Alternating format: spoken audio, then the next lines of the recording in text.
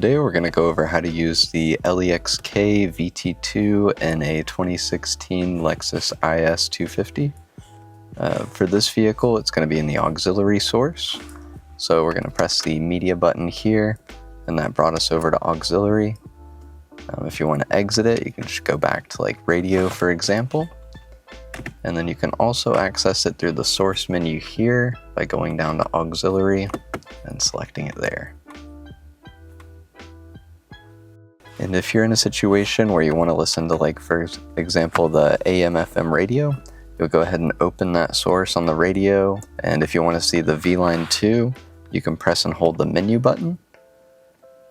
And the VLine will be on the screen, but now we have the AM/FM audio going on.